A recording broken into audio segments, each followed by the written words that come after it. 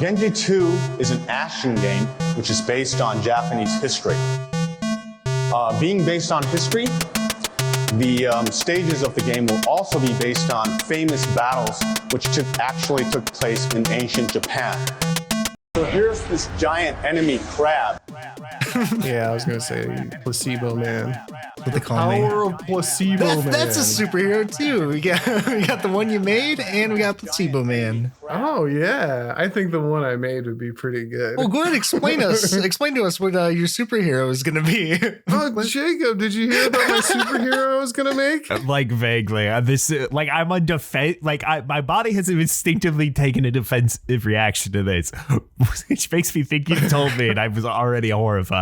No, because I just said it today. I was thinking about it because I've been listening to Worm, and I'm getting through it, and I was like, I could make a superhero. And I thought, and I was like, who do I like? Escanor seems pretty cool. What if it was Escanor, but his power was based on racism? And his name was White Power, and he was only so strong because he knew he was the master race. The golden boy of the Empire 88.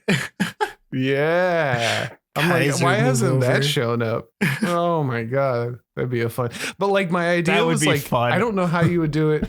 Yeah, right. But I was thinking like, because people like Escanor is a fan favorite, right? So I was like, you could probably write it in such a way that a lot of people's fan favorite is a horrible racist. You know, like you could do that. It's possible. Well, I mean, Escanor kind of like views himself as, I think he actually literally says that he's above all other races. Yeah, he might. I don't know. I never watched it. I'm I just pretty seen sure it. he's He TikTok clips. literally gets to fight someone whose entire ability is, if you hate him at all, you can't fight him.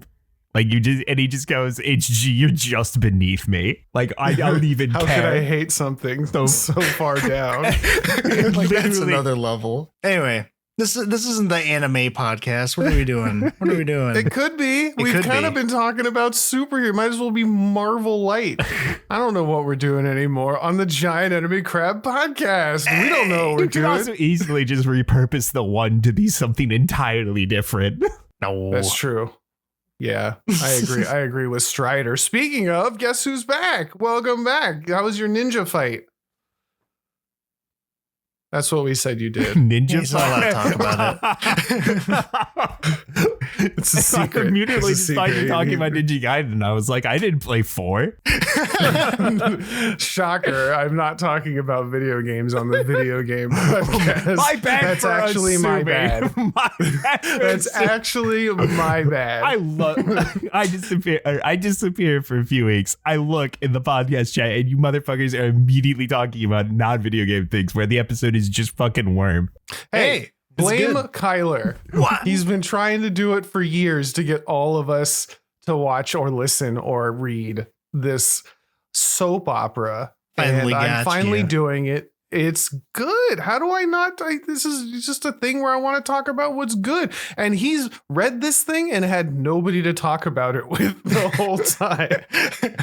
That would drive me insane. I want to talk about it. I can't imagine how he's been feeling for 4 years. Oh, it's been longer than that. I've read that a long time ago. It's been Well, much longer than 4 years. To make everybody else happy, today we're not going to talk about Worm. I think we might do Yeah. an extra episode when I'm done with it. I want to And cover it we'll, again once you're done with it. That's the next I time. am Yeah. very down to do that. Just a full Worm episode. That won't even be on the main feed. We'll figure it out. But for now, I am one of your hosts, Fliz. I'm joined by my two wonderful co-hosts, KylarEmiya Hello. and Strider1. Hello. I want you to know that at some point we're going to have to do a tank episode then. I'm going to sit that and autism at you two for 60 minutes. I hope I know you're all ready. about tanks. They're like the squares with the long wheels, right? No. I'm going to have to learn a lot about trains, and we're going to have a fight. Right? Dude. We're going to do trains versus tanks and end on a train that is a tank. Lionel trains on the DS, dude. Oh my God, you're Lionel Trains. Yeah, that's what I was named after, dude. Not actually. But I actually had a lot of like paraphernalia that is Lionel trains. Like it kind of got disturbing because my name isn't spelled that way either. so I didn't really understand for the longest time. Like I even had a coin bank that was a Lionel train like sign, and it would make like train noises every time you put coins in it. And I didn't know why. I have $1 million idea for you, right? Oh God. You're going to start a TikTok. It's going to be called Lionel Trains, and it's going to be about your bodybuilding regimen, but you're going to work out in a train yard. It's going to be like a triple entendre. It's going to be fantastic. Hey, take it down.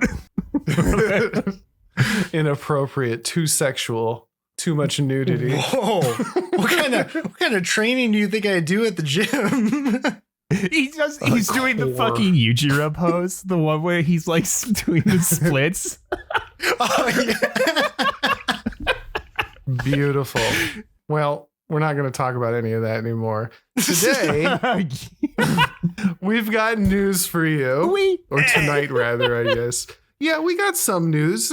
It's weird. Like the news lately hasn't been like a big thing or, you know, a couple big things. It's just been kind of like a bunch of little stuff for weeks. Yeah. There's been a lot of like, even on Twitch, it's just like really boring drama of like Hassan and his dog and like some other guy and his girlfriend, and it's a lot of people making accusations on Twitter, and I don't care. I don't watch these people. I find it incredibly boring. So we're not talking about that. Yeah. He says after talking about it. I was just explaining why not. You've seen I've seen people have been playing Dispatch more, because I know like Jacksepticeye and Critical, they're voice actors in it. And I actually had people like talking about it at work, which was really weird because I didn't even know they played games. And I haven't played the latest episodes yet. I haven't had time, but I really want to, because apparently they're really good. I'm excited. Hey, I told you, like, usually I dislike this episodic format, but I think it's going to do really well when big YouTuber names are involved. It's like I said, constant content. Yeah. So yeah, play that. We'll get back to that.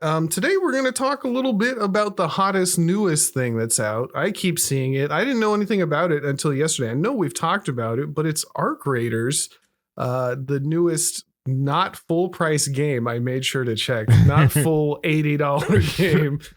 Strider hit me up. He's like, you have any interest in Arc Raiders? I was like, yeah, but not if it's $80. And he's like, it's not. And I was like, okay, let's do it. And so we played a bunch today. We talked about it a long time ago, I think. That's why it's wish listed, but it is a new PvEvPvP extraction game. Peep shooter. It's a peep shooter. Wow, it really is a peep shooter. Is that how PvPvE? Oh, it's a PPE game. It's a personal protective equipment game. As it was explained to me, it's like Hunt Showdown, where you go in and you fight the enemies, and then sometimes you fight people, other players, and you get their stuff. And it's an extraction thing, as everything is now. So I just want to say, like, hard recommend right after the bat. I was kind of shocked at how good it felt just starting up. Like, these mid-price games are kind of where it's at right now. When I'm playing Monster Hunter before, and I'm like, if anybody should be able to play Monster Hunter, it's me, and it barely works, you know? Yeah. I even went and left a bad review for Monster Hunter today. Actually, does it populate now? Because I wasn't getting your review populated. Yeah. Oh, I don't know. I could check. It doesn't matter. Yeah, it does. It shows pointless. up now. You've already got a Jester award. Good job. Did I really? Hey. Look at me. I'm famous, Mom, for shitting on a game. I mean, how does it feel when it's like you have 200 and some hours and you're like, this is just not really good, you know? Yeah. But I don't want to talk about them. I guess Omega, you know what I will say about Monster Hunter is Omega is really carrying the game for me right now. That is such a better thing than finally beat Savage, but that is such a better fight than any of the other things I've done in Monster Hunter. It's just so poorly optimized. Like, it is. It's really I can't bad. believe the PC I have. Yeah, the PC I have, and it's still like stuttering and the textures pop in like seconds after I load in. It's not quite it. So the game wants you to turn it off. It's like, please stop. It doesn't even want you to start Dude, it after an update. Yeah, I'm like, cool. I'm gonna play Monster Hunter, and then I gotta go take a nap while it updates and does all the shaders, and then maybe if I still want to play, it's there to load properly. Maybe. So I don't know. I really like Omega. As I was writing the review, I was like, man, there's a lot of stuff I really don't like about this game now that I'm now that I'm actually writing a whole review. Man, I to contrast that with just turning on Arc Raiders after like being, I don't know if I like saw, I wasn't expecting anything. And so I was pleasantly surprised, right? Like I was kind of interested on the go. I'm going to recommend you get it too if you care at all, Mr. Lionel. Like I can't tell you how I'm going to feel about it 2 or 3 weeks from now, but right off the bat, I want to play more. It's interesting. It's fun. I don't know. How'd you feel about it, Jacob? Oh no, I definitely enjoyed my time so far, especially with our clusterfuck of a last run. We stumbled our way through trying to do something for 15 minutes. Yeah, it was it was nice not knowing what we were doing. The one thing I noticed is it's like kind of rare you run into people, which I don't know if I like the PvP stuff. So yeah, other than that, like it looked nice. It ran clean. The main part, which is why I don't play Hunt, is because Hunt feels kind of bad to play. Just like the shooting and the aiming, everything I understand is supposed to feel kind of crappy because the guns are kind of crappy, but there's also something that's just off about the way the gunplay is in that game. My big thing with Hunt is the fact that your crosshair is not in the center of your screen. It's off. It's like, I think it's down below the actual center of your screen, and it makes me nauseous playing that game after a while now. I think we did that last time. We were like, I guess it still felt weird. Even I want to say we could change it. Maybe not. It's been a long time. But yeah, this game is, I guess it came out of beta just recently and immediately like doubled its player base within the first 30 minutes, something like that. It was like 50K in the beta and then shot up to 100K in 30 minutes.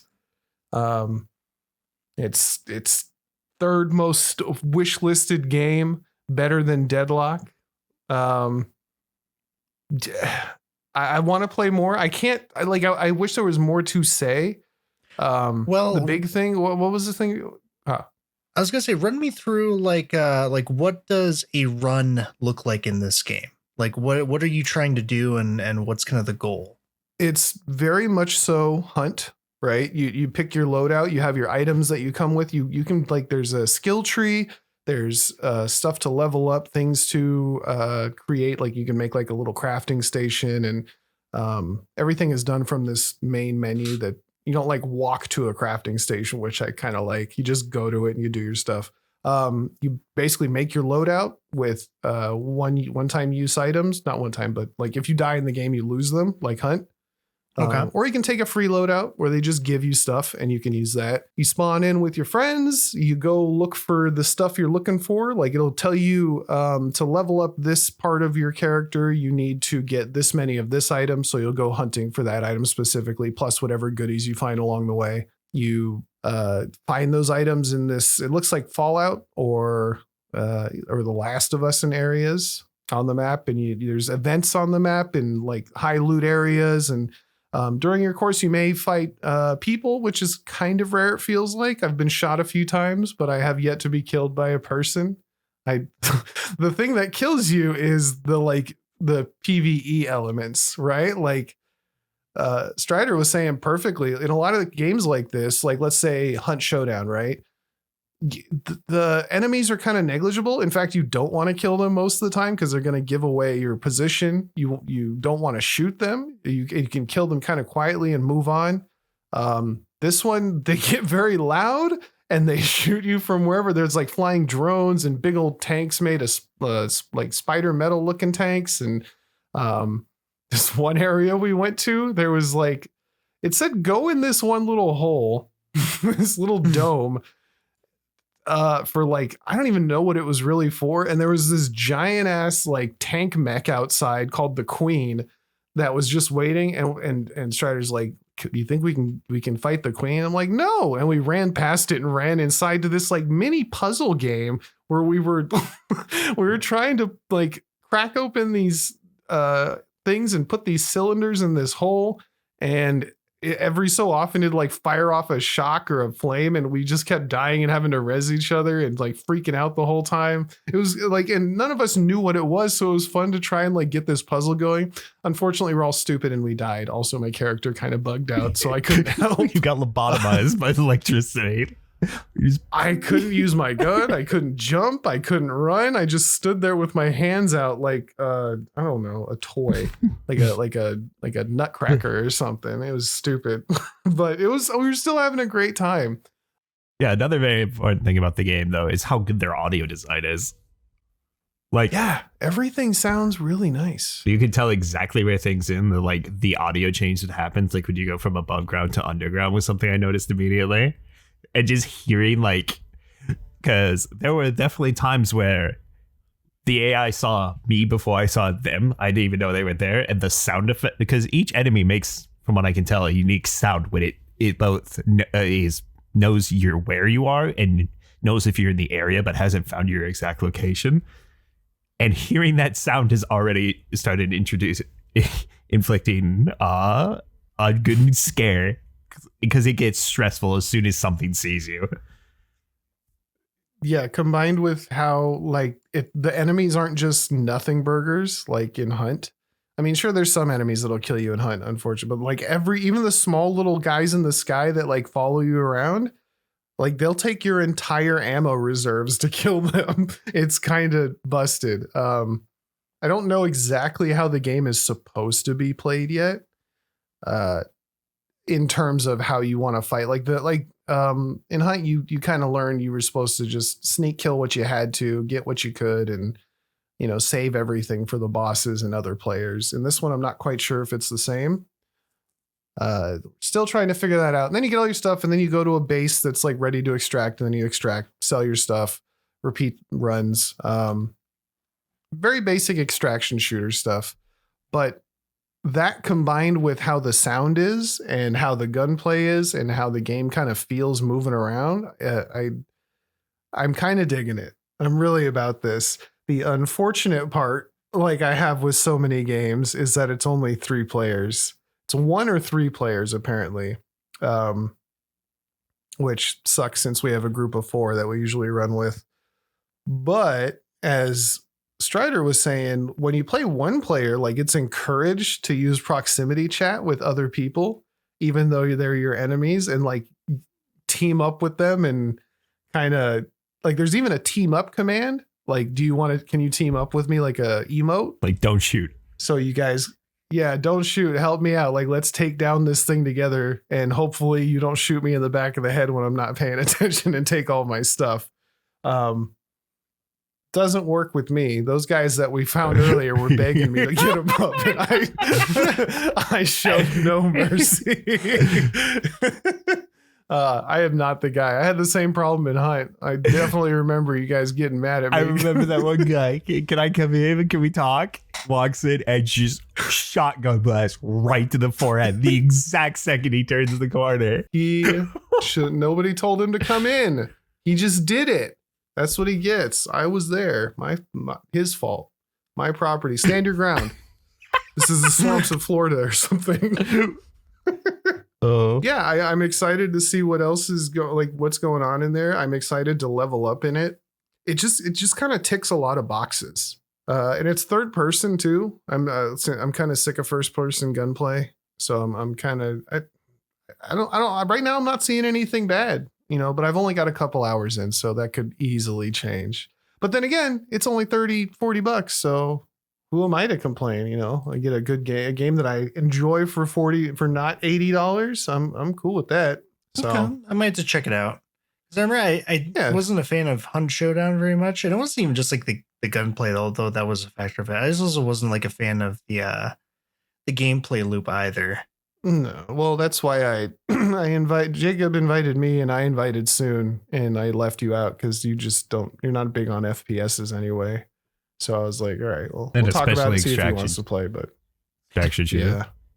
Yeah, it's mostly extraction shooters. Like I don't mind shooters in general, but the extraction shooter gameplay loop has never been my favorite.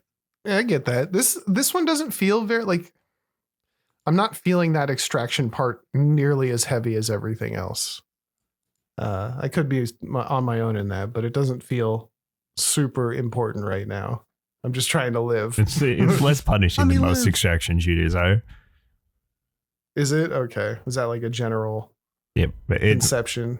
compared to something, like Escape from Tarkov and other things. That's very light on me.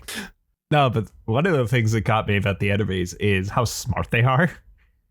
Because you remember when we were having the gunfight with the drones in the dome? Yeah. One of them flew up above us and then peeked through the hole in the ceiling. One of the holes in the ceiling started shooting me. They will fully flank you.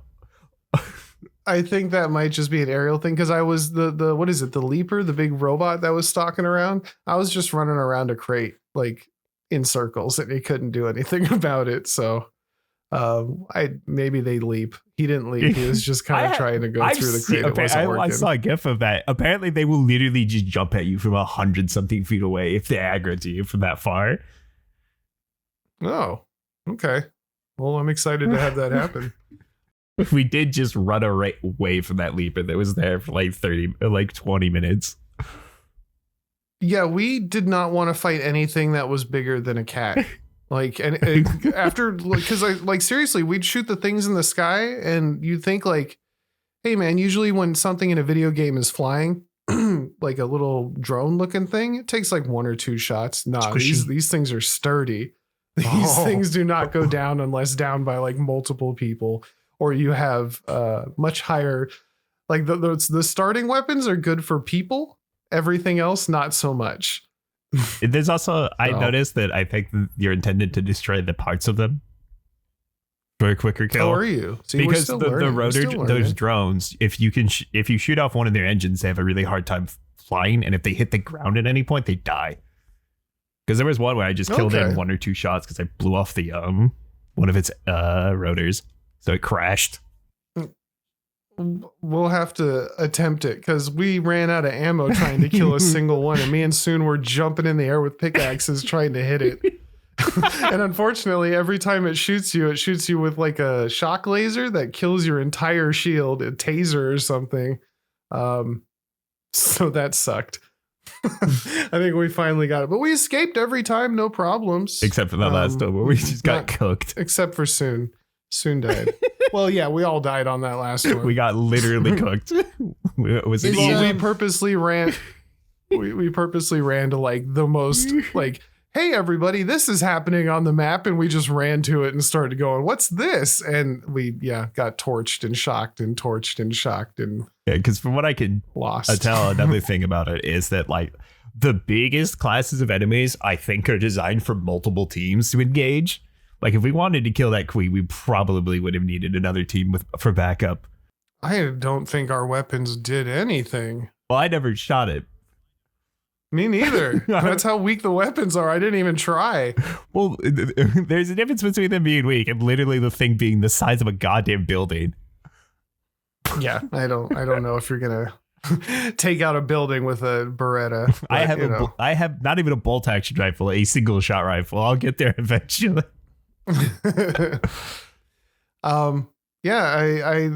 So one thing I saw is it does have AI, like an AI tag on it, I believe, or it has something in the I store. think it's the voices.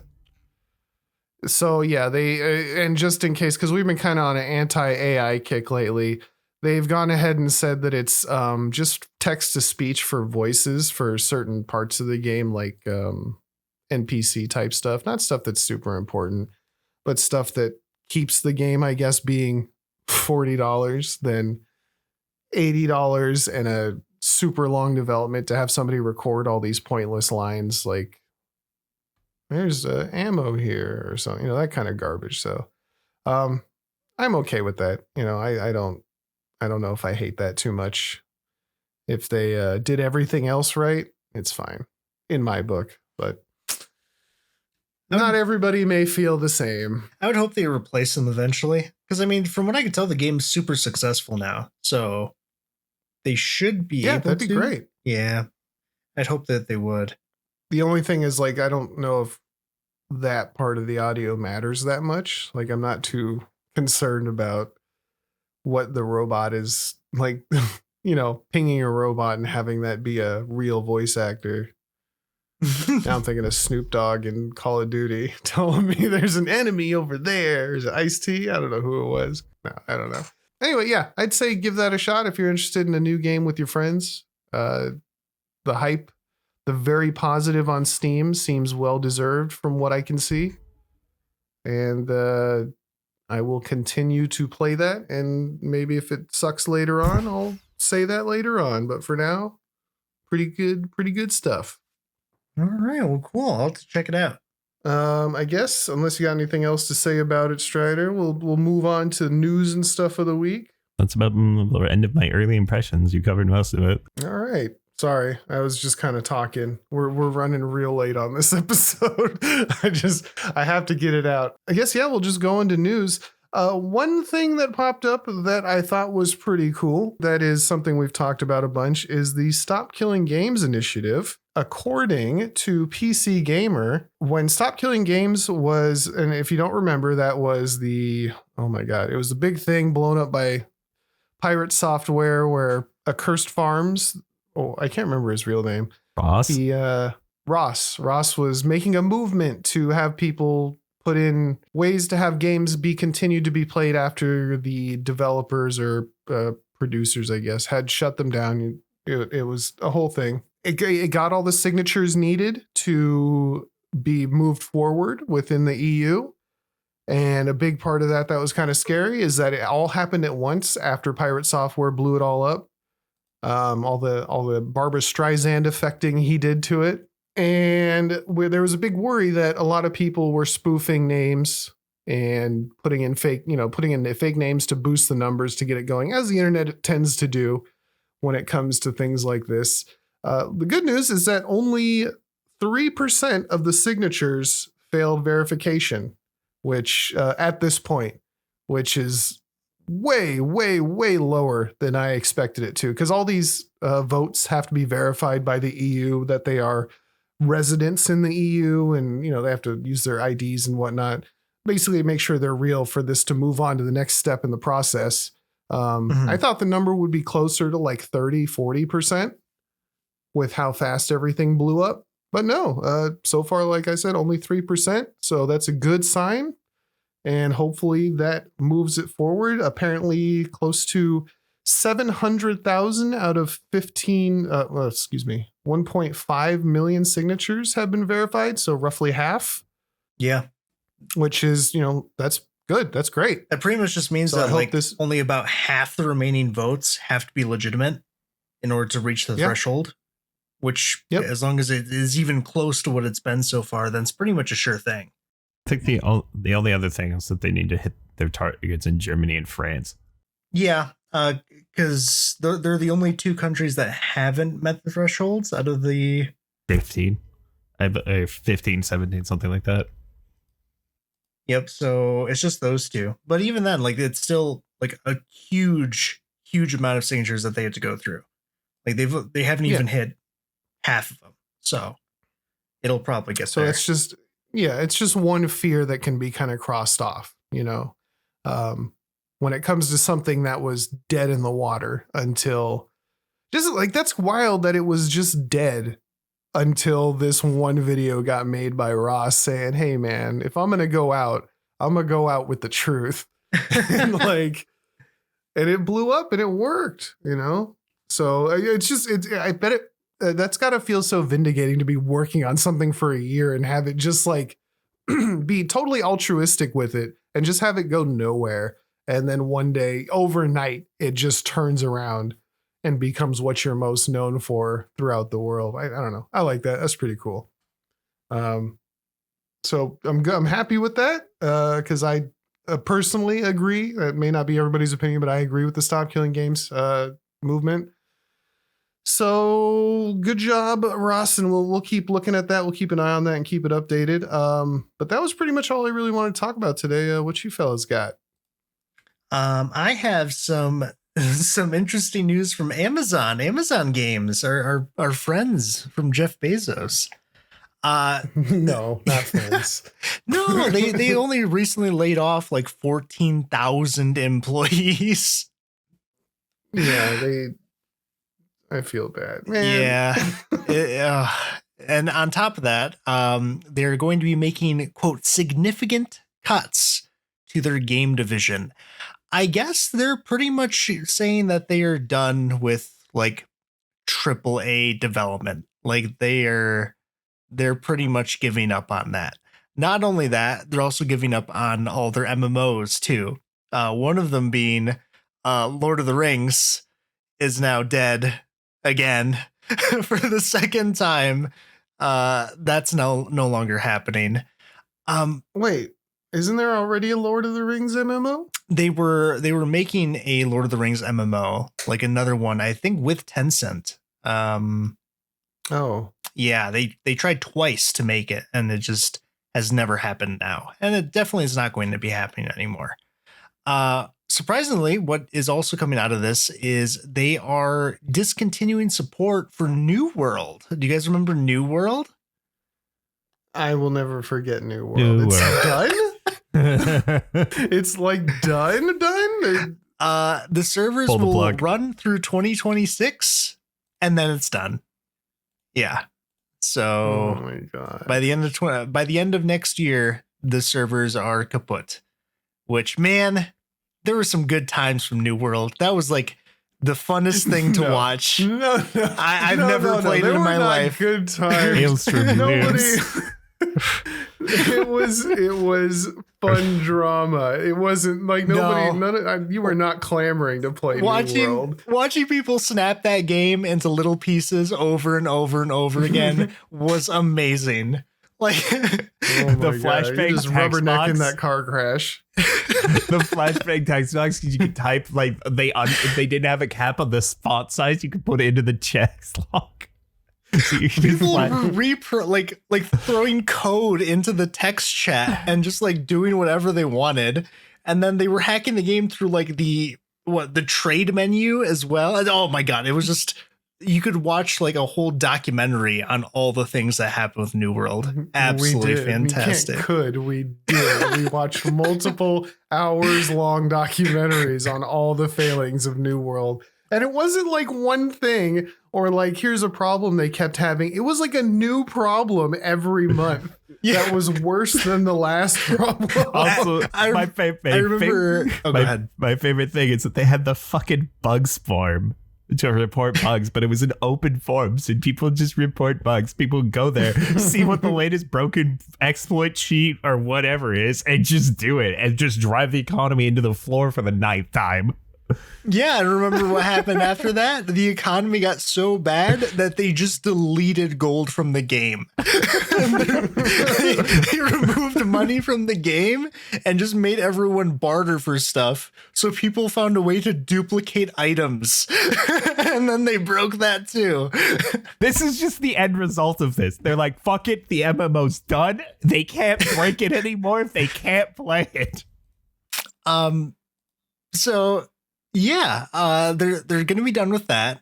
Instead, they are going to be working on their what is it called? Luna.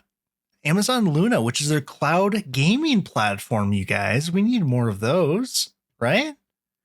No. No, nobody wants to leave Steam. No one wants to leave Steam or like Game Pass. Like, No. good luck. And Game Pass operates at a massive loss. Why are we trying to break into this? Oh my God. There must be, never mind. There's obviously a huge market in video games that's worth, billions. Oh, yeah. I just love, there's all these like failed, forced efforts, I guess, when a lot of the things that happen like like nothing about Claire Obscure was forced, right? It was just a really good game. It was like grassroots. Suddenly it's here and it's the best thing. I don't know. That's just something I love about games. Like you can't make a shitty product the best. Like nobody's going to let that fly. It's got to have something good going on. It's got to be better than the other thing that's out there. Well, yeah, it's like they're trying to create services that like no one needs, which I don't know. And the crazy thing too is like even New World, which was their most successful product by far, like all of their other stuff did not go well. Everything else that Amazon made did terrible. One of New World's selling points was that you would just pay the $40 or whatever it cost at the time, and that would just be your MMO. There was no like subscription service or anything. You just paid for the game and then you're good to go. That was like the selling point to it. So it's kind of sad to see it just, you know, flop. It's just dead now. I expected it, but yeah, not great. On top of that, or another topic we can go into is, did you guys see that AI game video that got posted? Yeah. Okay. Before we get into this, you know the most about AI out of all of us. Sure. Why can't AI do words? Why? Like what is it? Can't just, it's like words, like physical written word, not physical, but you know, written words on the screen is so difficult for AI. Why? Well, you have to remember that AI, like there is no intelligence behind artificial intelligence, ironically. But it's in the word. It's in the thing. What are you talking about? But what more I mean is that it's not like it can't think. It doesn't understand it. Yeah, it doesn't understand anything it's doing. It's all just pattern recognition and it trying to regurgitate things that are similar to what it's been fed. Like that's all it's trying to do. So like some things it's able to do if it sees it often enough, but others it just knows that there's supposed to be symbols in a location, but it has no context for what those symbols are or what they represent or what they mean. So it just puts things there that look similar to what it's seen. It's just a mishmash of letters from whatever. And there are some AI engines that specialize or like very good at like creating words in specific places, but most of them really, really struggle. It's just very difficult for them to do it. It has mostly to do with the difference of creating images compared to creating like actual text and stories. Like that's like the problem is it doesn't have the same context to create words that a AI that uses text specifically does than the image generator does. It doesn't know why the words are there because it has no context for it. Know what I mean? It just struggles to understand. But also, okay, so my specific interest here, we'll just make this quick. There's a point, we're going to talk about it in this, but in this trailer that we see where it spells the word town, but it spells it TOOWN, right? Where is it pulling the word TOOW? Like that is not anywhere. It's just pulling the individual letters as a reference. It's pulling the individual letters and it just double up on O is probably what it tried. Do you see why that's confusing me though? Like if it's scraping all this stuff, it's putting out something that's not a thing that it's scraped. You know, anyway. Fine. No, like anyway. It's one of those things where again, it's something that the AI is just not able to comprehend it because it's just a network of like inferences. And you can see like videos of people like breaking this and showing you like how easy it is to actually like crack it in half to where it just functions, but it clearly doesn't because it's just making up nonsense. I think Michael Reeves did a video on that. You can go watch that just to show like how easy it is to just disrupt it. But okay. Yeah, it's just not able to. It's just throwing stuff up there because it thinks it's supposed to be there. It has no reason to think why it should be or not. Okay. Well, thank you for answering that. What are we talking about AI game concepts here? Well, I guess a tech investor like posted this video trying to show off like the future of AI and how it could be used to create video games. And you can see this I don't know what it's like a demo or something, but it's basically a video that we can see of a like choose your own adventure shooter. And it is like a fever dream just watching like this, just random things are happening. And every like 5 to 10 seconds or so, a prompt will show up asking like what you want to do next. Right. And there'll be 3 options. And you can click on one. But sometimes you click on one, like the thing that it's asking you want to do doesn't even happen. It just is something like completely random, or it just like does not follow the context at all of what's happening on the screen or should be happening. It just makes me think as the entire thing just embodies the idea of never let them know your next move. Because my favorite is that it constantly swaps between first and third person, sometimes in the same prompt, and it throws me off. Like there's a part where it says board the train and you're at a train station. There's a train right there. And you're like, okay, board the train. And you think he's going to go on the train. No, a train morphs out of the wall, ass end at you, and the doors open. And then you go into that train. Don't forget the part where he shoots it first. Oh, yeah. You got to shoot the train. Like opens the door. I think my favorite part is near the end, like a van comes up and a bunch of soldiers pile out. And when I first watched it, I thought they were supposed to be like on your team because you're just kind of chilling with them. That's what I thought. But one of the options suppressed the van team. And I was like, that's kind of weird. So you start shooting, but not at the guys, but at the actual van. And then the people that are supposed to be bad guys also start shooting at the van. And then the fire escape just randomly explodes because of it. I was going to say, and then it focuses hard on the fire escape. Like that's the important thing. Is that the same one where like the next choice is like he turns to the left and it's like a different area and he has bolt cutters all of a sudden? It happens after the bolt cutters. Yeah. It's after the bolt. That fucking bolt cutters part took me out. Where he just turns and it's just a completely different location and just snip. He's like looking at a storm drain. It's like, go down the drain. He's like, yes, go down the drain. And then he jumps over that and goes down another storm drain that morphs out of the ground. Like none of it makes any sense. Did you watch the second part of it? No, there's a second part. I haven't seen a second part. There's a second part. It's a guy. I don't even know what's going on. He's like the ladder. It goes. Yeah, he's like infiltrating a building, and then it turns into like what's that movie with dreams in the top? Inception. You know what I'm talking about? Inception. Leonardo DiCaprio. It turns into like an Inception bank robbery where suddenly he's like going into morgue drawers that are actually safe deposit boxes, and it's weird. It's really weird. And to have the caption on top of these going, AI games are gonna be amazing. Like, no. It's what?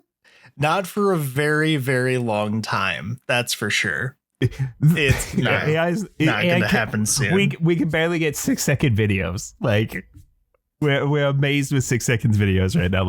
Let's try to hit like a minute before we get anywhere about this video game. I have a feeling, especially in that last one, because the guy is in a blue shirt, the main character, and then later on he's in the blue shirt, but now he's got gloves, and later on he's got a cap on. I have a feeling these are just a bunch of those 6-second videos strung together. That's what it probably is. That's why I was like yeah. That's probably how they did it, and why the fucking like it just falls apart with itself every 6 minutes or seconds. No, the one that really got me in the second video is the one where I don't even remember, like he goes down below the camera, so the camera has to pan down, and he's suddenly in a locker room that floods, and then he starts doing like a kickflip on a fucking like medical bed, like a trauma stretcher, and he does like a kickflip on it or something, and then the room's also full of water for some reason. I don't even know why he's there. It looked like he was in like a police station at first, and somehow he ended up in the, I don't know, Houdini safe deposit box room. The locker room. Yeah. Yeah, we're not there. Yeah. And the reason I wanted to bring this up is because we actually had a report, this is coming from WCCF Tech, but I've seen it in multiple other places too, that EA has been pushing AI for literally almost everything, including creating code. Apparently, they've been having EA staff like use it for producing code, making concept art. Managers have been using it for how to talk to their staff, which we already know that managers use it the most out of pretty much every job market out there. Managers and marketing. They're even using it to decide like what pay should be, and also for like promotions as well. Like it's literally being used for everything, but specifically game development. There's a problem where the code that's being developed for EA, and they actually have a specific like EA AI engine for that they use as well in-house, has been making code that requires more manual fixing than if they were had to just, done it themselves. It's taking longer to scan it and fix it than it would be to write it from scratch, right? Yeah, pretty much. And there's a huge worry within the company that a lot of developers are kind of refraining from or being very iffy about actually even fixing the problems, because they're worried that they're just training their replacements, if that makes sense. They are. Yeah. The whole thing that's wild about this is the lack of foresight. I mean, the immediate thing that pops up to me is do you really think that your job of telling AI to do stuff can't be taken by AI telling other AI to do stuff? Do you not see how quickly this makes your job obsolete if that's all you do? If all your decision making is based on what you ask ChatGPT, eventually ChatGPT is just going to do it for you. You are expendable.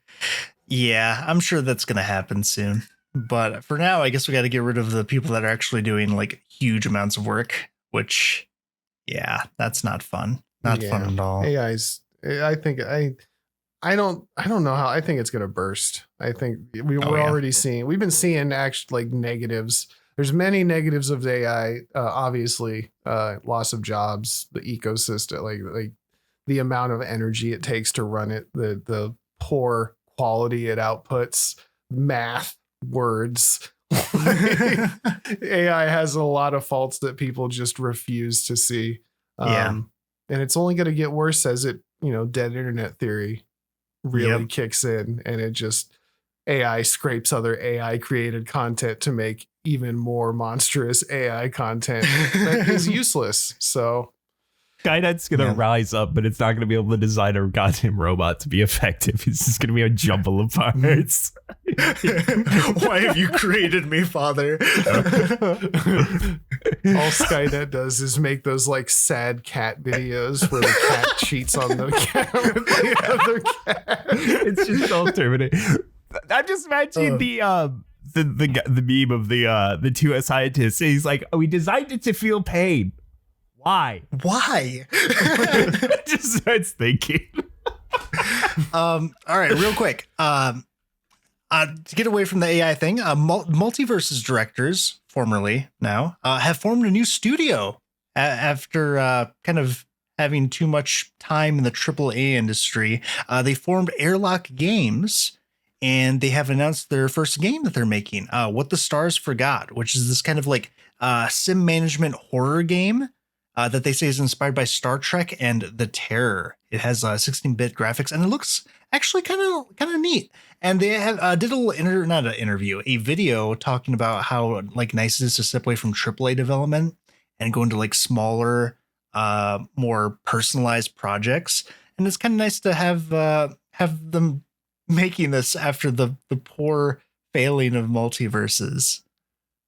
Yeah, I see this being I feel like it's the Blumhouse thing where you're we can just do this really, really locally and not spend a whole lot of money and make a good project. And eventually, and that works, right? And then eventually you start making more expensive stuff that has to appeal to a broader and broader audience until you're just making low quality garbage that's very expensive again. And it just repeats. The cycle and then just you repeats. Loop back. Yeah. And then you loop back. That's the gameplay loop. You do it all over again. The game dev gameplay loop. Love it. Yeah. No, that sounds cool. I couldn't get into The Terror. I tried reading it. It's like an Arctic horror with like a monster polar bear or something. Very well liked book. It's got some Native American folklore or Inuit folklore. There's some, I didn't finish it, like I said, but I like the concepts in there, and I like that title. What is it? The Stars, whatever Stars What Forgot. the Stars Forgot. Yep, it's a retro horror management sim. If you're interested in it, apparently it is going to be on Steam Early Access later this year. I don't know if that means like next month or something, but it's also available on Kickstarter. So if you look it up on Kickstarter, if you want to support it, it is there as well. Retro horror management sim. Okay. We're just doing whatever now. Interesting. Yeah, just throw it all in there. Funny little story. An indie developer, Fix-A-Bug, recently went viral in Japan for the game they released. They released a game that they accidentally misnamed in Japanese after they released their Japanese translation. The game is called The Crazy Hyper Dungeon Chronicles, but they accidentally named it in Japanese The Shitty Dungeon. Oh, I heard about this. I remember. What is this? Yeah, it actually seems like a pretty cool game, but it definitely has gained a lot of attention because of its quirky accidental title. Dang, beautiful marketing. Yeah. Truly accidental marketing at its finest, to quote the developer. But go ahead. Oh, I take it back. I didn't hear about this. I saw the name The Crazy Hyper Dungeon on Steam. I didn't know about this other part where it was called Shitty Dungeon. Oh, it's working. You even saw it. Oh, Crap Dungeon. Yeah. But yeah, so if you're interested in that, if you want a shitty dungeon game to play, go ahead and check out The Crazy Hyper Dungeon Chronicles. It's got its first demo right now. And I think that's pretty much all I had for now. Beautiful. There is a game I wanted to ask you about, but I can ask you about it later. I saw you've played it. Okay. It's, oh my God, the Goo Dungeon or something. Oh my God, it's supposed to be this weird ass. Anyway, I'll ask you about it later. Jacob, what you got? We're running low on time, so I have. No, do whatever. You're fine. One major thing I want to cover, and it's the game I've been playing. I played recently with someone else. We played through the game Lingo 2 together, which is a Metroidvania word puzzle association game. Is it the best way I describe it? Where everything is also a non-Euclidean surface.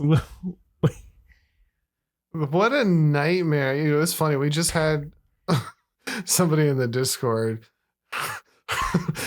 giving everybody garbage about games not being specific enough. And you're like, what did you say? Non-Euclidean, like it's a Metroidvania word association puzzle game where you have to determine what the puzzles actually are. Because so the basic thing is you will either get the clue, which will be one word, and then you have to fill in the answer for it, or it'll give you the answer and you have to figure out what the original word was.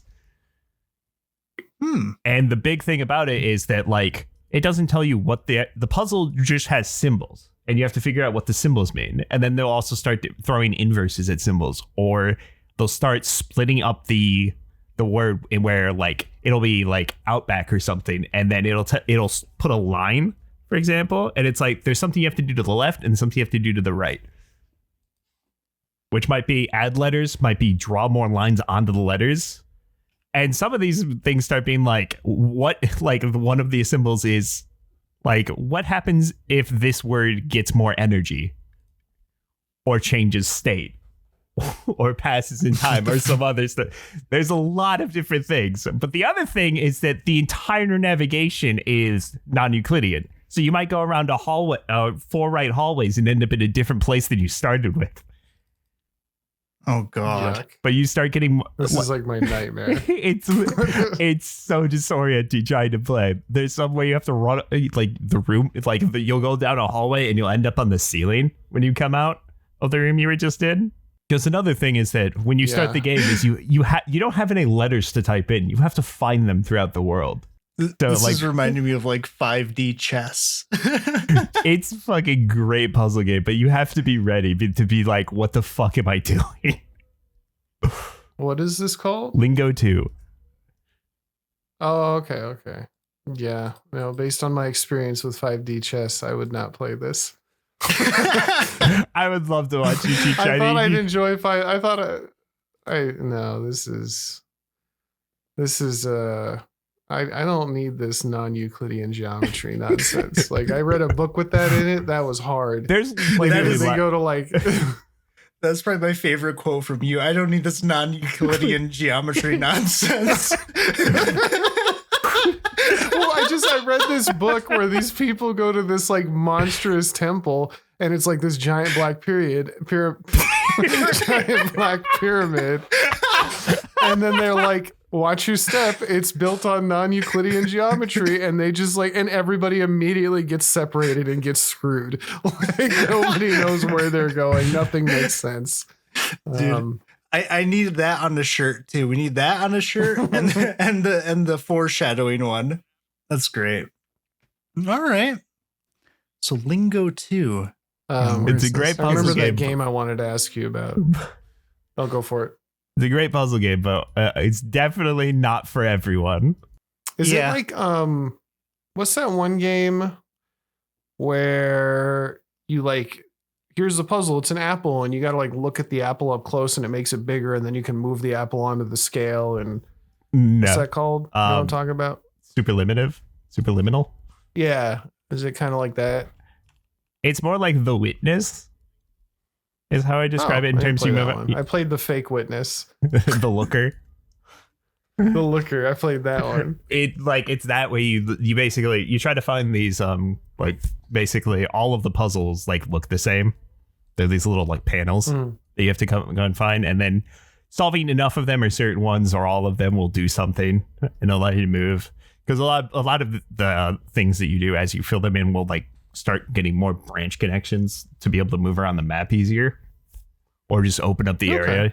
But sometimes it can be very hard to figure out where you need to go, though there is an in-game hint system. Okay. Yeah, but you have to collect all of your letters, and then slight spoilers for this is there's a second set of letters that you have to collect because by default you can't use the same letter more than once in a word. So you might so after you collect all of the normal letters, you have to go collect all of the cyan letters, which allow you to use letters multiple times in words.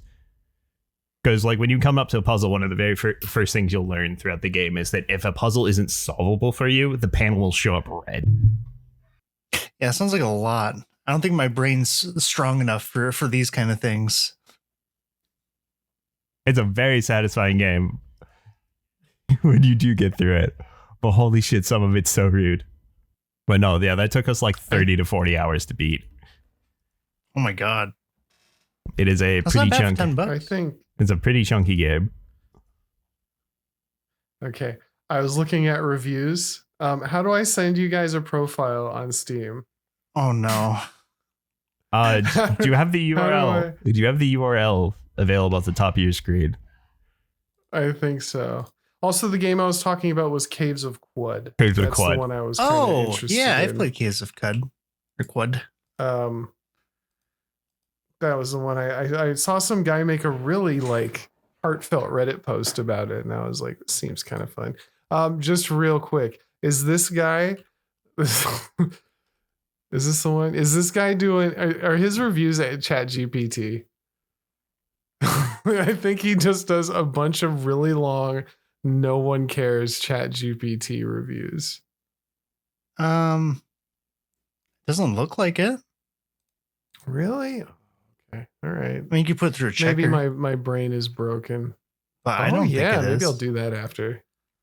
I'll do it. He puts a live effort in one game he plays for 30 minutes or less. Like this one he played for literally 0.1 hours. And he wrote like a essay. Yep. According to GPT-0, it is 100% human. Oh, look at that. All right. So he's just weird. Cool. We're not saying his name. We're not doxing him. It's just these are just very strange. Someone out there is going to know exactly who we're talking about. I got a 6% chance for this one to be a AI detective.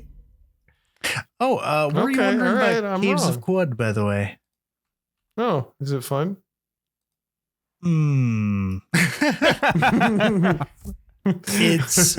It's fun in a unique way. That's for sure. Okay. It's one of those games where you really have to like immerse yourself in it quite a bit, because the game like visually is kind of rough, and also the way it like explains information to you is also done very like it just kind of throws it out there, and you have to like go through it all. It's not pretty about it.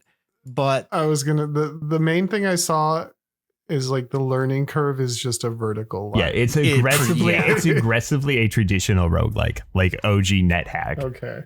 You are going to, if you play it, you're going to struggle a lot, because there's so much to know, there's so much you can do, and it's not very clear exactly how you can even do the things that you're able to do. It's really fun in the way that like it's very unique that you can do things in this game that you can't in almost any other. Like you can just kind of do whatever you want. It's kind of like one of those things where because it's so minimal in so many different aspects, they just expand on everything else. Like the character creation, like the abilities and things that you are actually capable of doing can be absolutely insane. The exploration aspect of the game, like you can just dig wherever you want. You can keep going further and further down or up, or like just do whatever. Like there's always more to explore and do, and people to talk to, and locations to visit. It just doesn't stop. That's what's really crazy about it, and why it's like such a good game, and probably like similar things that you've heard too. The issue with this game and games like Dwarf Fortress is always just the beginning, and not even like the beginning, like the first 100 hours are going to be you probably crying. is grasping the exact like it takes you a while to figure what the actual like the edges of the sandbox actually are. Pretty much. Yeah. There's a lot you do. The amount of times I've died because I just could not find water or figure out how to drink water were insane. To be honest with you. Not only can I not find the water, what do I do with it? I know I need it, but why? Looks at hand and wet, dies. I was doing this fun build at one point where I was just like a turtle. Like I was basically Ramus from League, where like things would hit me and they would die for it. And it was pretty fun. But it's interesting. I would say get it on sale if you've never played a game like this, because it could either be totally your thing or you will just not like it. I think if you want to get into these types of games, try Kenshi, because it's a similar price point, but it's more traditional. Like it's kind of easier to understand what's happening around you compared to Caves of Death. Graphically, it looks like it too. Like you can just visually tell what's happening, not just reading everything. Yeah, same sort of type of game where it's like that huge sandbox and there's so many different ways to play. But you can kind of see if like those types of games are your thing by playing like Kenshi or something, and then you can just kind of fall down the rabbit hole from there. Yeah, because I always read like a really good Reddit post, or like with Dwarf Fortress, Knudsen put out a video on like this. It was a Dwarf Fortress game on the first Dwarf Fortress, played on the Something Awful forums, where every year they'd have like a person who would take over, and then that king would die, and then the next person would just get to do whatever, and they just did that until the game was over. Apparently it went pretty long and pretty crazy with the elephants and all the things. I think I'll link you the video, but it's pretty good. Seth, I think, did a video on Dwarf Fortress. I'm pretty sure it's Dwarf Fortress, where like one of the characters he played as was like just a bear, and he somehow like was able to become like king of some kingdom or something by hiding the fact that he was a bear somehow.